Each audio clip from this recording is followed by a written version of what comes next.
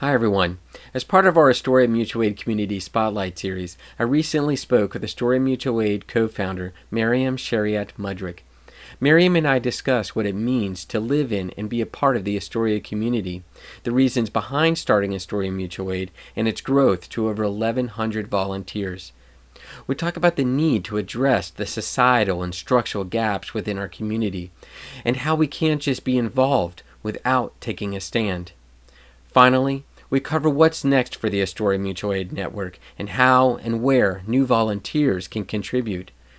Miriam is a ceaseless advocate for the Astoria community, passionate about helping others both in times of struggle and growth.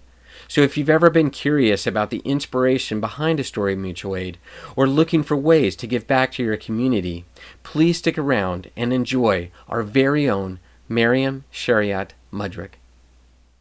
So, hi, Miriam. Thanks for joining us today. I've been looking forward to this conversation. I've had some great conversations with some of Astoria Mutual Aid's partners and some amazing volunteers, but it's really important for me to get to know you and what Astoria Mutual Aid means to you. So, thank you for joining me today. Absolutely. Thanks for having me. So, Astoria, how did you end up in Astoria, and what does it mean to be a part of the Astoria community? Oh man. Okay. Oh, um, I ended up in Astoria about 5 years ago, uh, full time. I was part time for about a year before that. So further down the street, I live on 29th Street now, but a block and a half away. I met my then boyfriend, now husband, and started spending about half my time here in Astoria and half my time in my place in Brooklyn. And first, like, really appreciated just like the diversity of the community, the incredible kinds of food, and just like how much there was to see and do without feeling too chaotic. Like a lot of Manhattan for me is too much. And then 5 years ago, we moved into this apartment all together, my now husband and my stepdaughter. And it's pretty cool. I mean, honestly, pre-pandemic, I knew like maybe 4 or 5 of my neighbors, or like people that lived in the neighborhood. Most of my friends were like spread across the boroughs. Uh, Mid-pandemic, like post the birth of Astoria Mutual Aid, I feel like I know so many of my neighbors, uh, especially through like volunteering with the network. I know literally on my block one of our dispatchers whose window I walk by and I always yell, and he's probably annoyed that I always say hello, even when he's working. 2 blocks down, 2 other dispatchers. I can walk to Lifeline Groceries. It's a bit of a hike, but I can still do it. The Astoria Food Pantry. It's all like, I just have so many touch points in the community now. It feels really nice. Um, and, you know, pre-pandemic, I would have said like, we could live anywhere. It's fine, as long as it's convenient for us in our lives. And now I feel like I couldn't imagine living anywhere else in New York other than Astoria. It just really is such a rich and vibrant place. And the more I learn about all of the different kinds of people and their different experiences, like the more I feel compelled to stick around. So, I've lived in Astoria for about 15 years. I Wow. did live in Brooklyn for about 3 years, but I came back, and Astoria has always felt like a small town to me. Even different than the rest of the other boroughs. Yeah. Like walking down Steinway or walking down Broadway or Ditmars. If you give the community a chance, it really does. It really does grow on you. And with COVID happening, and with a lot of the things that have happened in this year, um, has Astoria really started to solidify or re-solidify those community roots, if you will? Looking at it from Astoria Mutual Aid's perspective. I mean, I feel like I'm learning a lot from the people that have been here for a longer time and like who are more entrenched in the community. Um, what it definitely feels like is that maybe there had been some like, just disconnection. Like everybody has their own lives, families near and far, work, whatever else is going on. And a lot of that was sort of shadowing like your connection to the actual community, participating in civic action, showing up for your neighbors, etc. And it definitely feels like that is coming up to the top of things again. Well, again, for me, feels new, but, and that, when you start to look at the threads of the community, you actually see like there are such deep-seated connections between people. There is so much history for people that have been in Astoria. Like there's, generations of families that have lived here, continue to live here. And there's often like this radical love for Astoria in particular compared to like so many other places. I'd be curious to know like how many people in Astoria compared to other boroughs are like lifelong residents, because it feels like a lot, which I think brings a huge sense of pride to the community, like a huge sense of wanting to see everybody succeed, because it's like your home, right? Whereas I feel like a lot of New York is much more sort of transient, so it's pretty cool. And so that just kind of leads me into with COVID happening, um, and being a part of Astoria. What was the impetus and the logic and the reasoning behind starting Astoria Mutual Aid, or really jumping it off? What led you to that? I mean, it was sort of like a very fortuitous number of things that happened in short order. Um, my family had been getting ready to like leave on my daughter's summer or spring break. We decided to cancel that trip because her mom, who also lives in Astoria, and our household like decided we just didn't feel good leaving sort of in the middle of March, not really sure what we were facing. And for Ross, my husband, and I, like that meant figuring out like how we could feel productive and really useful, both for ourselves, but also for Emma, and like how we wanted to use that time home. We are no strangers to, sharing what we have, showing up to protests, trying to kind of model the kind of people we want to see in the world. And so this idea of, we have the good fortune of able bodies, we have the good fortune of, relative financial stability compared to a lot of folks. The good fortune of like not worrying about losing our apartment, because we'd gotten married last year and have some money and savings in the bank. So we thought the only sensible thing for us to do was to try to support people who didn't have that much good fortune at the moment, or just who were scared. Like, we thought at the time, if you were like a younger person, you were probably fine. If you were over 60, you were very not fine. And so this idea of wanting to offer our support to the folks we knew we could take care of. So the idea was, we started with a flyer we printed at home. And our goal was just to sort of put it in the like blocks immediately surrounding our neighborhood, like our apartment, so that we knew we could like take care of people in our immediate vicinity. Well, once we started putting up the flyers, then as soon as we started putting them up, Ross's phone started ringing and people were like, I saw the flyers, can I put some up in my, over near Ditmars? And it was like, yeah, you can, but if you're going to do that, we need to ask you to be willing to like do the work when someone calls over near Ditmars, because we're over near 36 Ave. So yes, 100%, but like we need to share the, work of doing this. And so within the first couple days, a bunch of people took the flyer, printed it, and posted it. I posted it on social, and like We Heard Astoria and kind of local folks reposted it. And then I was connected to Evie Hansopoulos, who's like one of on the organizing team, who had started a Facebook group for Astoria community members, thinking about how is the community going to respond to COVID. There were, like a couple little own like initiatives that had started. And so we were able to just like bring everyone together and say like, we all care about this community. We all want to make sure people are safe and taken care of, and like that we have the best chance of getting through this. So what are we going to do? And this is what it became. You have to forgive me, and this is fine. It's going in the recording, but I have to mute every now and then because they're cutting up one of the trees that fell, a few days Right. ago. Yep. So welcome to our world. That's okay. While we're pausing, Emma, what are you doing? Okay, but please don't be crouching and popping your head up. It's very distracting to me. So you can sit and do your Legos, or you can sit on the couch and listen, but please keep your body still.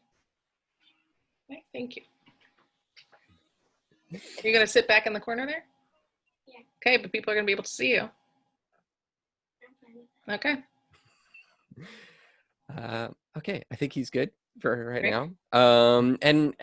So yeah, so you were talking about just how people just started coming on board, just again, kind of organically, and really starting with that flyer. Has that been a surprise for you as over the last couple of months? I mean, I guess Astoria Mutual Aid started in March 14th. March 14th, and wow, so it's like August 10th now. So, the good news is I'm not very good at math, so I guess it's like 5 months. But has that been one of the surprises? Like the network for Astoria Mutual Aid, I think right now is over 1,000. Yeah, I think we're like 1,100 now. Has that been a surprise to you of seeing that from the start to now? Definitely. I think, it really has been like overwhelming in the best way of just how people have showed up. We started, with a Google form, like just collecting stuff. We've sort of, and then Peter Valdez, who's in the organizing team, he had created the Astoria Tech Meetup and came and was like, hey, I'm good at tech. Like, what can we do? So we had a call, we built out like these systems that we have now. Megan Wright and Emma Kate Lindsay started like coming to the meetings early. They were like, we're communication, social media. Like, what can we do? And it was, part of as I'm learning more about sort of mutual aid and community care, the goal of something like this is not to have like an executive director who's got, reporting and accountability with all of the people in the network. It's like, if you see a problem, or if you just see white space that you want to do something, go ahead. Like, as long as what you want to do is in keeping with our community agreements that basically boil down to like, inclusivity is a verb, don't be a dick, and like try to leave things better than you found them, then go ahead, like have at it, try to promote dignity and inclusivity and care for other people. But it's not for me to say like, yeah, approved, go ahead. Like, that's not how this works. And I think that's been a really like freeing in the process, but also really difficult because that means there's no checkbacks, there's no like accountability for getting stuff done. Feel very grateful that like by and large people take that responsibility on themselves very seriously. But it has meant that like we just have to sort of trust each other, right? It's like if it's important to the community, someone will rise up and want to lead it and other people will join. And so much of this network has been very sort of grassroots and homegrown. At the beginning we had way more like regular meetings. Now it's like everybody kind of knows what's going on. Everybody's got their sort of thing that they're interested in and working on. And sometimes it grows and sometimes it contracts based on what's happening. But the fact that we have 1,100 volunteers, like relationships with other mutual aid networks, that's all kind of organic growth. And the fact that we've raised over time, I think a little over $50,000, like that's mostly without asking people, the way that you get like letters from Save the Children and things, right? It's like, we've just told people what we're doing. They recognize the value. They have the privilege of, extra funds to be able to share, and they've shared it. So we've been able to do these things without kind of pulling teeth, so to speak, which is really awesome. And so when Astoria Mutual Aid started, it was very obviously COVID centric, and COVID, well, we know is not going away anytime soon. But the interesting thing about 2020 is COVID is not the only issue, right? Like Yeah. I think COVID showed some serious structural gaps that are on a local level, not just on, as we know, on a state and national level, but on a local level. And how has Astoria Mutual Aid had to evolve over this time? Yes, it's an organic movement, but it has to have stayed relevant. Yeah. And how has Astoria Mutual Aid managed to do that? I mean, I feel like it's work all the time, changes every day. But I think because our work is reflective of the community that's within the work, right? So we have 1,100 volunteers. We have probably as many like neighbors that we've assisted over time.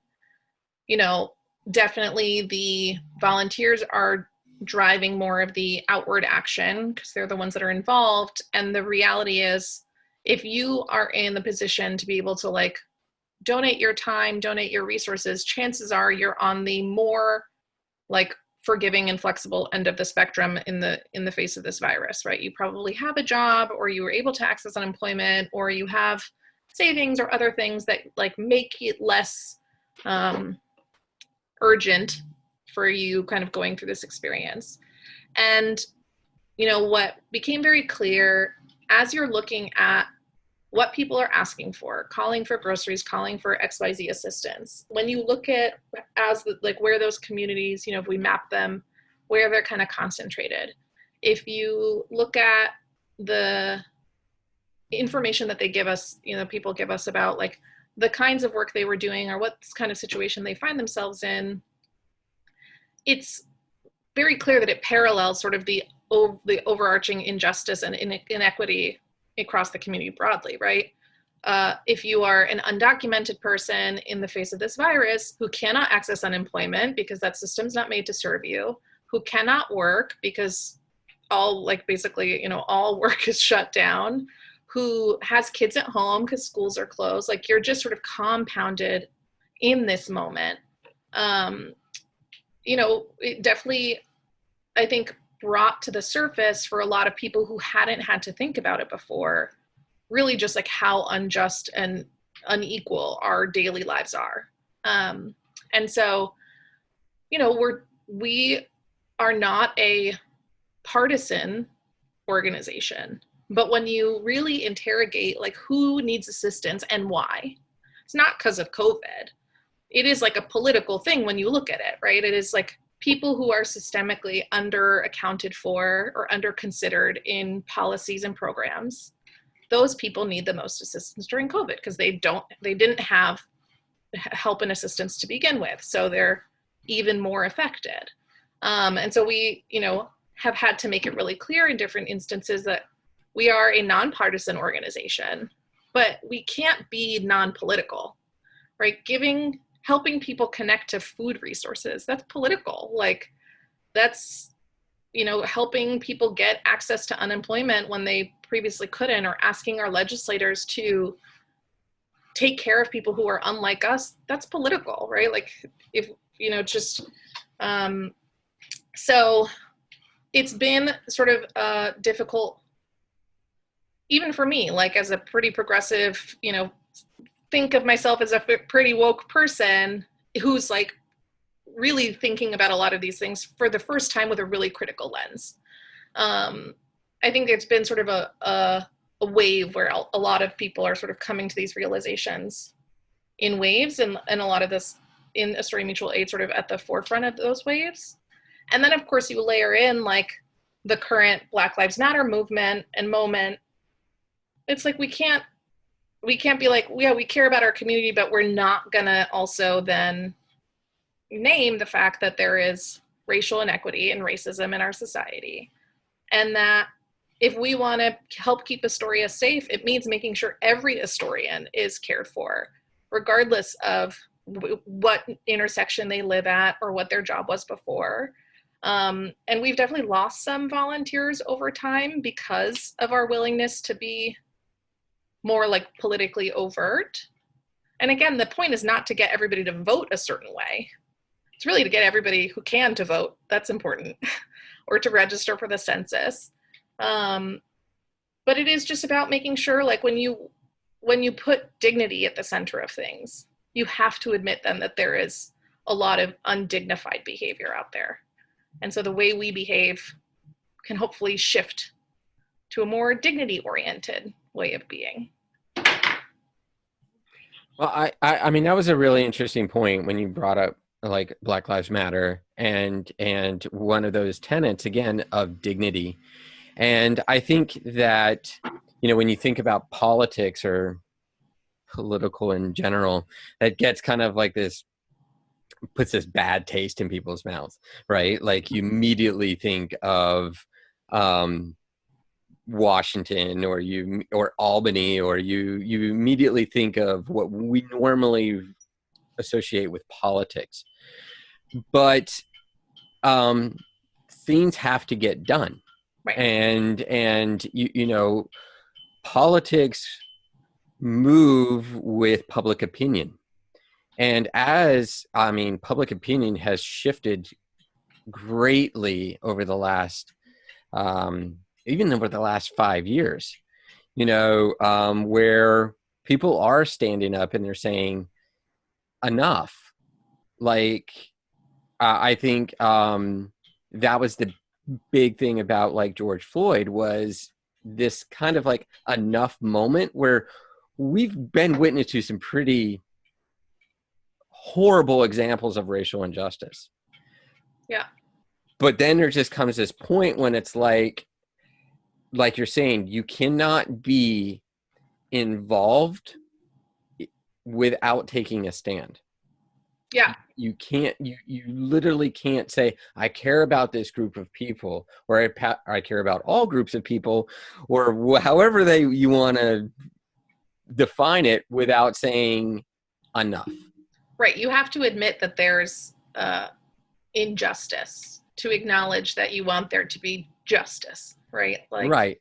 And that there needs to be action. Yeah. Right. And I think there's something really interesting about this moment of, you know, like most white and white passing people, myself included, have, like, as you said, we have witnessed some like really gnarly stuff. Mm-hmm. And we've barely scratched the surface, right? We've barely been exposed to like what the realities of it are. In some way, I think it's like this moment, all these incredible protests, like these incredible upstanders who are showing up and not just carrying a sign, but out there every day, or doing mutual aid. You know, mutual aid is a form of resistance. Like, it's kind of wild that if we weren't in this moment of COVID and like people out of work, furloughed, unemployment, you know, unable to work, like, I think that has done a lot for Mm-hmm. people who otherwise have the privilege of turning away after watching the video and then going on with their lives. Right. To be able to say, like, I can't turn away now, and I have no excuse, Right. to like turn to my work or turn to whatever anymore. And so it's like all of this, you can't unlink it all. It's so linked. And the more layers you peel back of the onion, like the more messy and linked you realize it is. But also for me, it like gives a little bit of like, it gives me some added hope of like every part that you can do to truly like center the dignity and center justice for every person is worthy, is valuable.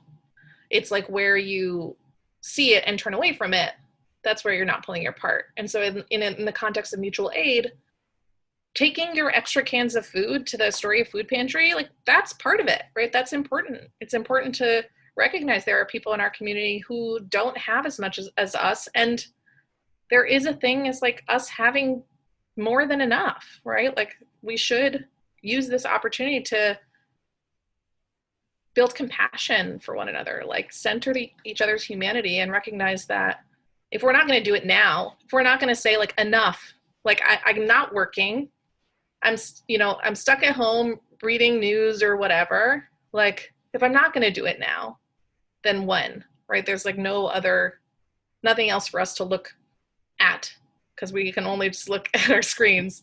We're stuck in our homes. So as, again, with COVID, early March, you've gone through, and again, these Black Lives Matter is continuing. The unemployment, the rent protection, so many things are continuing to go on. It's really hard to ask my next question of what's next for Astoria Mutual Aid.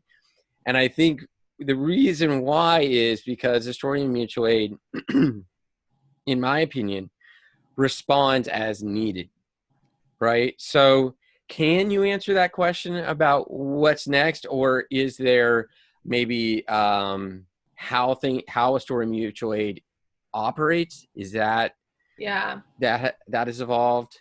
I mean, honestly, it is like there's no answer for it because it does change every day because of the need, and also because like we are a reflection of the people who are involved.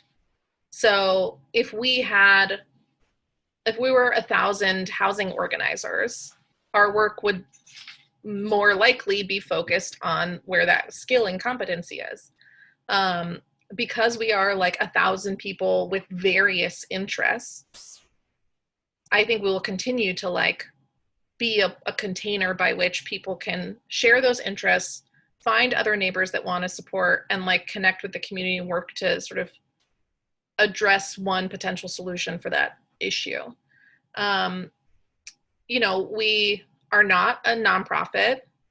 I don't have any hopes or aspirations that we establish as one, because again, like this mutual aid model is about like community need and not a charity model that suggests that we as a central entity are the ones only ones who can come and help you. The goal of mutual aid is to be sort of the community by the community. So I don't imagine a world in which we're a nonprofit. We've spent more time recently collecting and installing air conditioners for people this summer. It's been ridiculously hot, as everyone likely knows. In other summers, kids would be at school or camp. Adults would be at work. Elderly or like homebound folks or, folks with limited mobility might be at senior centers or community centers getting cooling. That's not available this summer, right? So we recognize that. We started collecting and purchasing ACs and installing them in neighbor, homes. Our neighbors in NYCHA are not getting care and the kind of consideration that they deserve simply by being humans, but also by being paying tenants of apartments.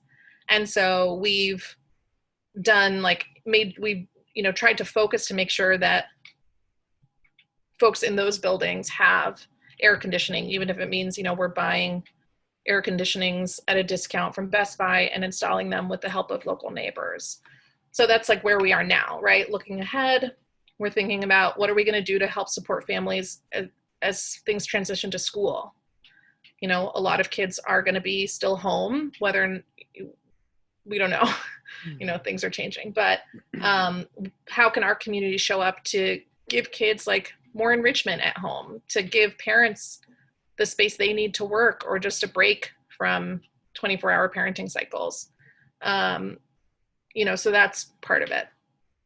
There's obviously an election in November, and the census is happening now. We want to make sure our community members are completing the census and being counted, because that accounts for things like the amount of money our school district gets, the amount of care our parks receive, the way supports are distributed amongst our community. We want to make sure that everyone who can vote does vote, is registered to vote. Again, we don't care who you vote for, but like participating and is part of the process. We know and hope that these demonstrations, protests, teach-ins, bike rides for justice, like all those things continue to happen until justice is served, which is, I'm sure, going to be a while.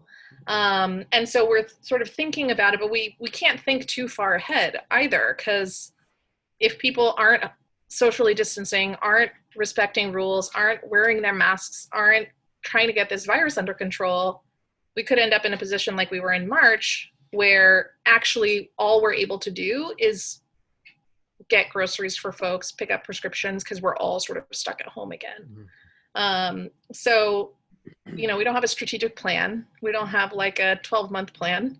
But we do have meetings every 2 weeks for our community to like share what's on their radar, share what they're working on, both what they just finished and what they're kind of moving forward with.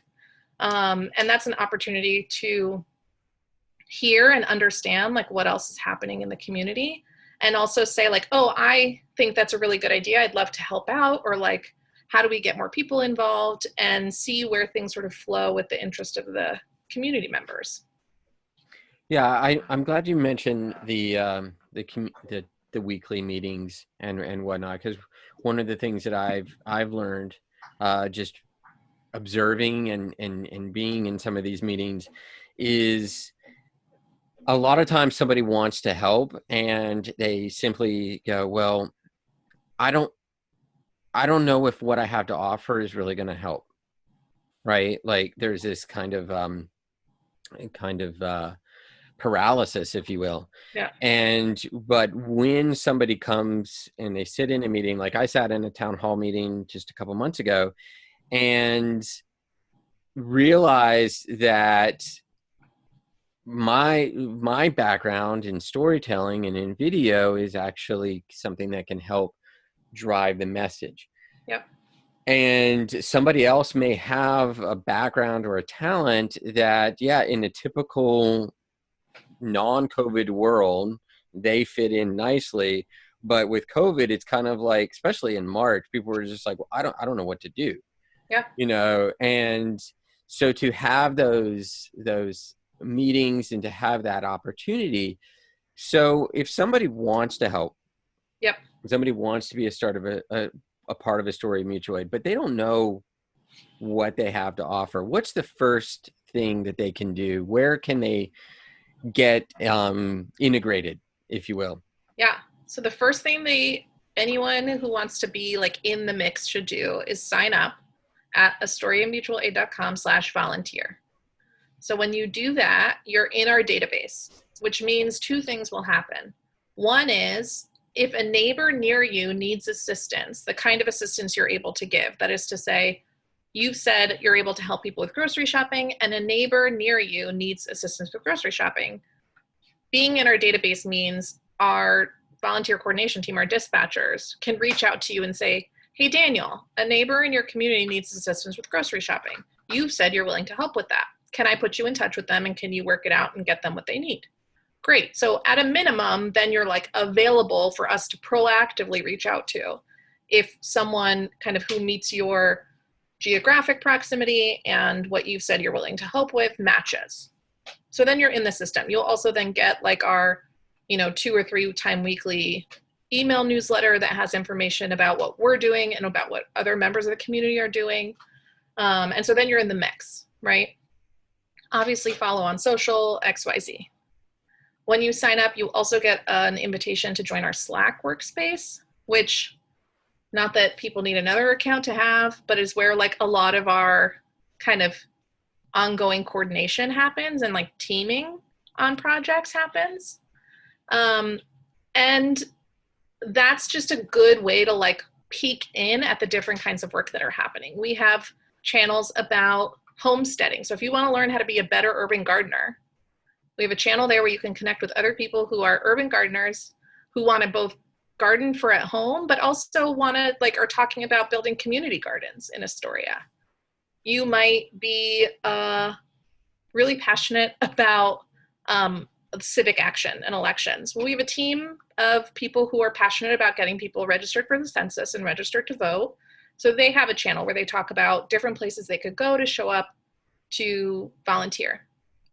You could be a dispatcher.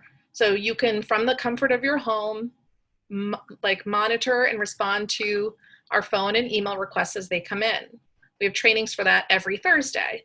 So you could get trained and see if that's something you want to do. That's a 4-hour weekly commitment. I mean, the list goes on, but then you're in the mix, right? Then it's like, you don't have to think about what can I do? It's like you're more waiting to respond to seeing something that meets your interest. Now, you and I were talking about this before, but it's like, sometimes you don't think about how your skills pre-COVID can apply to things in COVID, right? I'm an event planner and project manager. Never in my mind did I think I would be a unemployed community organizer. But it turns out that like project managing and operations and logistics is like good for helping organize mutual aid. We have volunteers like, you know, I mentioned earlier, Peter Valdez, who like helped us build our tech system. We wouldn't be as able to like interact with our community as well as we could if Peter hadn't brought those skills forward and said, I don't know how you could use these skills, but like I have them. And we worked together and came up with this project and like built this system. If you're a database person, we have a big database and we like don't know what to do with it. We just are kicking off a data visualization team because we have all these 5 months of data. We haven't really done anything with it. We have a fundraising team for people who want to help us collect money from individuals or apply for grants. I mean, the list goes on and on. But I think what's really cool is we've been around for a while now. And I think we've done like a pretty good job of like showing people that we're legit. We're not just like some scammy community group, which people thought we were in the beginning. And so now when like community members need something, they come to us. And a lot of times we have to say, we've never done anything like that. But also like we could. There's no reason we couldn't. Let's see if we have people in the system who, you know, we had a guy call us and he's like, I'm definitely have COVID and I need to go to the hospital, but I have a dog and I refuse to like leave my dog, you know, home alone. We were like, cool, I guess we'll find someone who's like a dog walker in the community and might want to foster your dog for you. Like we hadn't had to do that until that moment. But then we have a whole little pet care team of people who are thinking about like how to care for people's pets while they're sick or while they're home or whatever the case. And that's what I think is the best part about sort of a mutual aid model is regardless of what you have to offer, it is valuable. The most important thing is that you just like bring it forward willingly. And that's the best you can do, right? People, I'll give you one more example and then I'll stop talking. There's a woman that calls us often. She's getting chemo and we've been helping her out with, you know, groceries and sort of, she lives by herself. So like phone check-ins, we help her get to her chemo appointments. And she has been talking a lot about how she wishes she could like give back to the community. Well, turns out she's a writer. She has experience facilitating like writing groups. And so we're like working with her to like, so she can facilitate a writing group for other folks in our community that might be interested. I couldn't do that. I have no interest in running a writing group. I would be terrible at it. But this person who just said like, this is a thing I could do. Could you help me? Like, see if there are other people. Yeah, like we're just here to help each other. So let's see if other people want to do it. And if they don't, they don't. But like, we can't assume what people want and don't want. So if you just bring it forward, chances are we either need it or we'll find a way to use it, or someone else in the community can benefit from it. But we'll never know unless we're all sort of transparent and proactive about bringing our skills to bear. Well, I definitely, when you talked about like bringing your event planning and um, project management to light, I think that that's just a really great example of how people need to like rethink what they do and rethink who they are in a situation like COVID. But even when COVID is gone, or if there was no COVID, of what can they offer their community, Right. you know, because the thing about a lot of, and I'm sure you've experienced this or maybe even felt this, I felt this, is when people move to New York, they usually move to New York for a professional reason, right? But never really give to the community. Mm. And I once heard a speaker say, you know, don't think that you're going to come to New York and change New York. New York will assimilate you. You Mm. will become New York, right? All the things you love and hate about New York. What you can do is say, what can I offer Right. New York? And I think a lot of times, especially young professionals, really battle with this. And I think even with COVID showed that as soon as COVID hit, how many young professionals just gone, right? Oh, I can do this from home in Indiana or wherever. So it was never really about making New York home. Right. Right. And I think what I really, again, going back to Astoria, what I really admired about the young professional community or people that have been in Astoria for a few years is maybe COVID, kind of like what you said earlier, maybe COVID kind of jump started that I want to be a part of my community. Right. And I think that that's just a really great example of that in your own life. And as well as in my life as well. I guess my last question though is, and you've basically answered this throughout the interview. But it's something that I'd like asking everyone that I come in contact with, because I think it's really important to ask yourself, what is my why? Right? What gets you up in the morning? Obviously, having a family, obviously, career, obviously, all of these things. But what is that thing that you still dispatch, right? Yeah. And you're still heavily actively involved in an organization that has grown exponentially, but you still like rolling up your sleeves. Yeah. Why? I mean, I have two answers. The short one is because I don't think we should ask anyone to do anything we wouldn't do ourselves. Like, I just don't think that's right. So that's definitely part of it. For me, though, like when we think about, I've answered this, I was asked this question in an interview. Someone was like, what are you passionate about? And my response was, I'm passionate about helping you be passionate about whatever it is that you're passionate about. Like, I'm like a den mom or like a cruise director, right? Like what gets me out of bed is the ability to like make sure the people around me have the things they need to pursue their passion. So if that's in the Astoria Mutual Aid Network, it's like someone's interested in establishing some new initiative. I will very happily get very much in the thick of it with you until you feel ready to like move on and like take it on yourself.